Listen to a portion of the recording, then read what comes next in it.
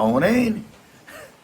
It's Tuesday the 3rd of June 2025, back in my bunker. And I tell you what, I didn't even fucking realise this, but we're on a war footing. Keir Starmer said yesterday that we're on a war footing. And I thought, we're at war? We're on a war footing, or we're at war? We must be at war with fucking government. The Uni Party, that's who I'm at war with. I ain't got no argument with anybody else, to be fair. I'll see. Anyway, we'll see how it goes with war footing. Like I say, I've got my bunker anyway.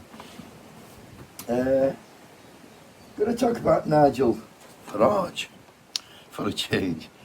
But just before that, I've got a bit of good news, because the Metropolitan Police overnight, well, yesterday afternoon I would imagine, they've said that the German and Portuguese police are investigating the disappearance of Madeline McCann. Fucking hell. I almost forgot about her. I think she went missing 17 years ago in Portugal. You all know the tale. Parents left her while they went out to enjoy the sun and come back. She went missing. Disappeared into thin air. They have got a suspect actually though. The suspect is Christian Bruckner. He's a German fella. Although he's not been charged with out, he's been a suspect since 2022. And I do believe they're going round to look at his fucking house for see if there's any sign. So 18 years in. Should have been 21 now, Madeline. I don't know, lessons to be learnt there, I'm sure. That not help her. Hopefully she's alright, living a happy life away from this fucking place. Get on to Farage though. Gave me torch out, look, fucking June, and he got torch so I can see. Torch and glasses, let me add.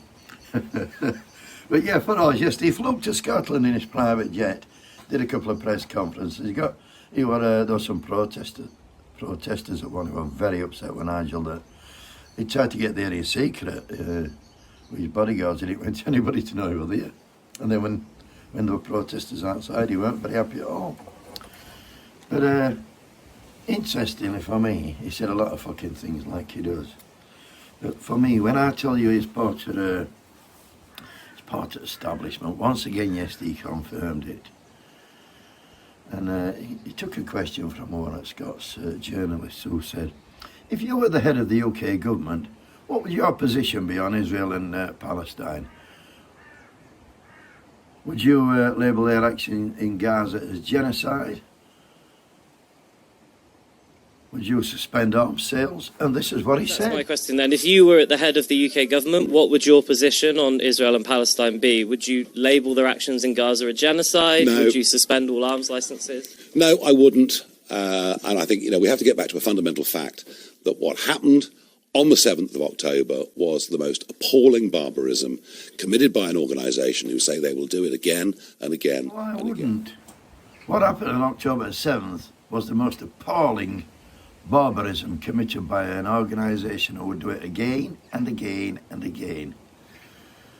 So basically his stance is the same as Starmer, Badenoch, probably 640 plus MPs in Parliament. He's condoning the actions. And this is the beauty of politics, innit? What happens in politics is they all fucking fighting and falling out, but when it comes to fucking Israel, they agree on it. They all agree across the board, but about fucking half a dozen, that Israel's actions are the correct thing to do. I've got a question for Nigel. Are the 15,000 innocent children killed since October 7th classed as appalling barbarism, I wonder? And I'll tell you what, Nige, I call him Nige, like, because I'm just fucking as bad as him, really. He's my mate. Tell you what, Nige, October 7th didn't start this. The abuse and the murder of Palestinians has been going on since 1948. The 7th of October is what an excuse they needed to accelerate the genocide. I've got rain on my glasses now. Sadly though, back in Parliament, while Nigel's flying around Scotland in his private jet, back in Parliament, Zara Sultana, one of the few who do speak up for the Palestinians. She's the independent MP for Coventry South after having the whip removed for voting against the two-child benefit cap. She was stood there speaking up for the people of Gaza and the people on benefits. And this is what she said. But as she's saying it, watch the faces of the two female Labour MPs. Pledges to raise defence spending to 3% of GDP, funneling hundreds of billions in public money to arms companies and their shareholders, and continuing to arm Israel's genocide in Gaza. It is at the same time slashing disability benefits. There's the Labour MP, Louise Jones from North East Derbyshire. I think she got it with 1,700 votes. She'll be out next fucking time. The other is Labour MP, Claire Hazelgrove. She's the Labour MP for Filton and Bradley Stoke. And it appears, looking at their faces, that fucking butchering children is actually quite fucking boring. Anyway, have a fantastic day. It's wet and it's windy and it's shit. But apart from that, get your tin hats on. We're on a war footing. Wakey, wakey! They're having us fucking pants down again.